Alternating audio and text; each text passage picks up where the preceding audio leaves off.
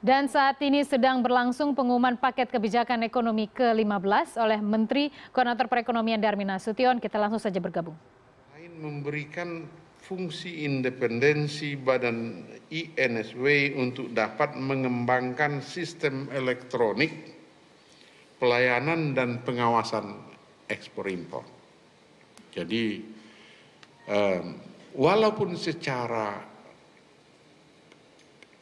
kepegawaian di bawah Menteri Keuangan, tapi secara fungsional kita akan tarik dia masuk di bawah kantor Menko Perekonomian. Sehingga penyelesaian tata niaga dan sebagainya akan lebih mudah. Sehingga INSW bukan cuma portal, dia berfungsi ikut memperbaiki apa yang berjalan selama ini. Ya, jadi memberikan fungsi independensi Badan INSW untuk dapat mengembangkan sistem elektronik pelayanan dan pengawasan ekspor impor, kepabeanan dan kepelabuhanan di seluruh Indonesia. Kemudian mengawasi kegiatan ekspor impor yang berpotensi sebagai illegal trading. Jadi kalau nanti pemerintah menetapkan misalnya impor beras itu setahun bolehnya sekian, misalnya loh ini.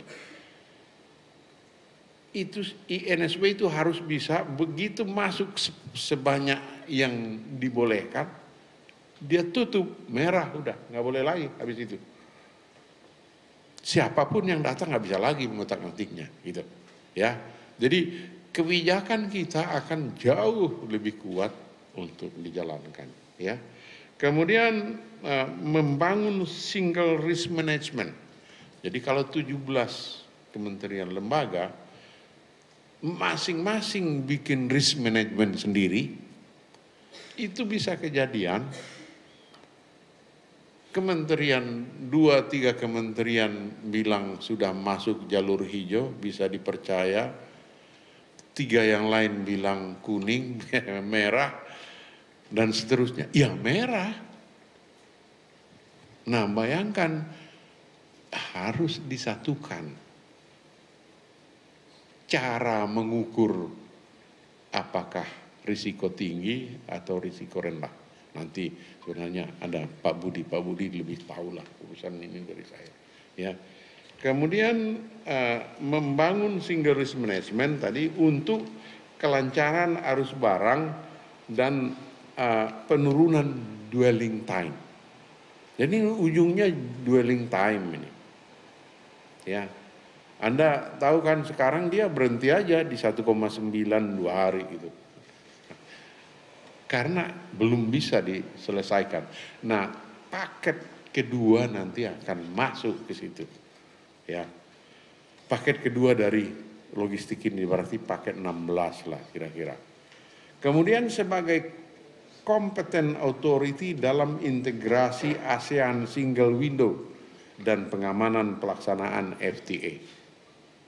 Ya, di negara lain juga ada Single Window.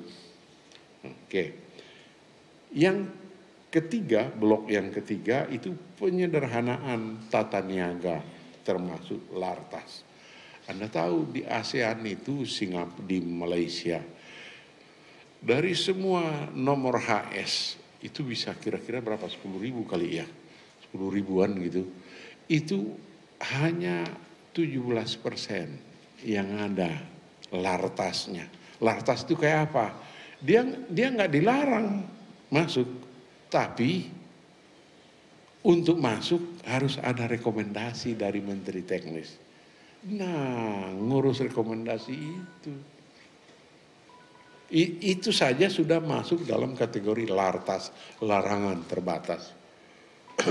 Nah, di kita lartas itu Anda tahu berapa? 49%.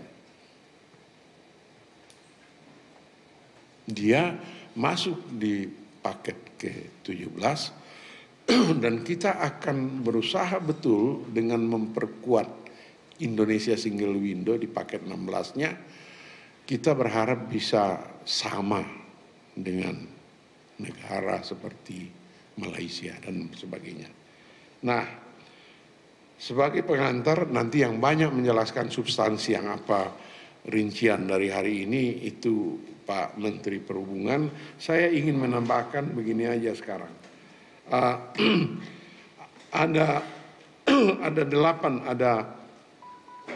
Sebenarnya ada 18 kebijakan yang diumumkan hari ini. Ya.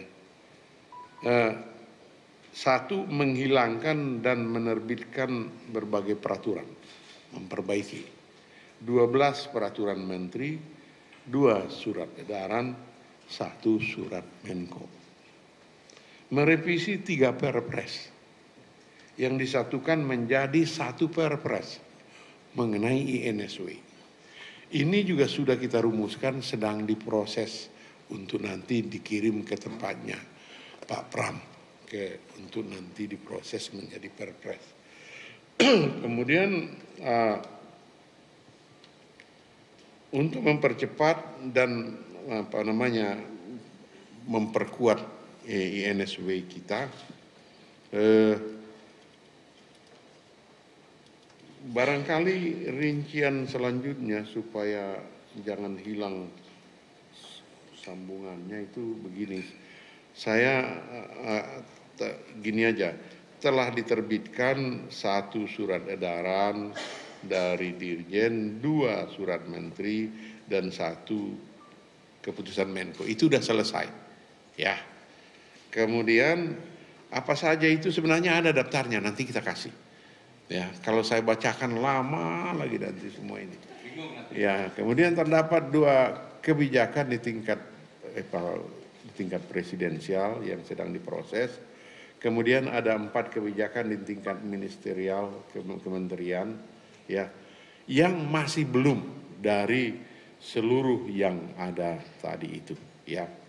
Jumlahnya sebetulnya nanti Anda bisa lihat di sini, ya.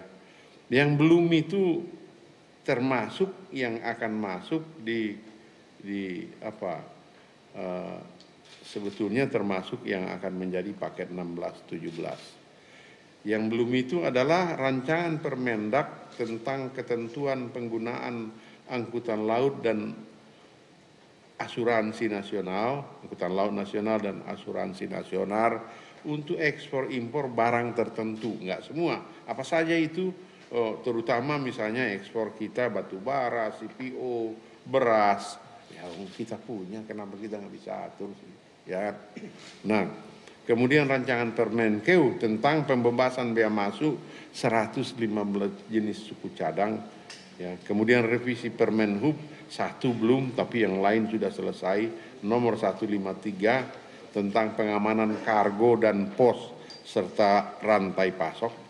Kemudian revisi Permendak nomor 127 tentang ketentuan impor barang modal dalam keadaan bukan baru. Itu belum. Ya, untuk paket yang ini, ya. Tapi sisanya ada berapa belas itu sudah selesai, ya. Ada 12 mungkin sudah selesai. Yang selain aturan yang 4 tadi, ada perpres tadi 2, ya. Itu juga belum. Nah, saya kira demikian. Substansinya supaya dibagikan. Ya. Disampaikan nanti dibagikan. Nanti dibagikan dan juga akan dijelaskan sama Pak Menhub. Karena ini peraturan sebagian besar ada di Kementerian Perhubungan. Silakan. Makasih Bapak. Pak Menhub, silakan.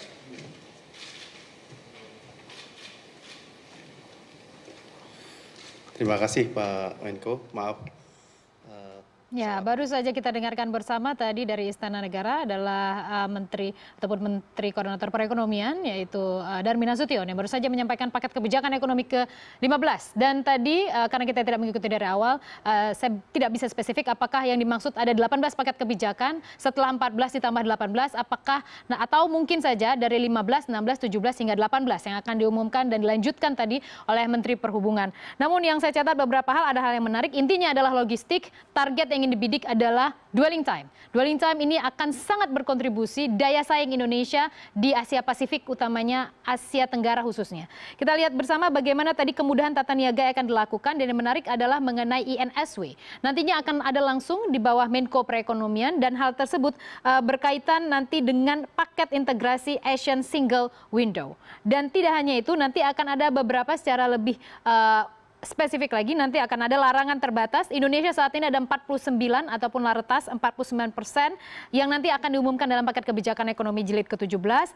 Namun bila dibandingkan dengan Malaysia dan Singapura itu ada sekitar 17. Jadi untuk mengejar ketertinggalan itu akan dirilislah paket kebijakan agar regulasinya lebih jelas. Namun ada beberapa hal juga akan dilakukan, yaitu merevisi 3 Perpres menjadi 1 Perpres, itu terkait dengan INSW, kemudian memperbaiki beberapa aturan seperti 12 peraturan menteri, surat edaran dan lain sebagainya. Namun ada beberapa hal yang masih terus ongoing proses. Kita lihat bagaimana rancangan Permendak mengenai ketentuan penggunaan angkutan laut, kemudian asuransi nasional, utamanya untuk komoditas-komoditas unggulan seperti yang disebutkan Pak Darmin tadi.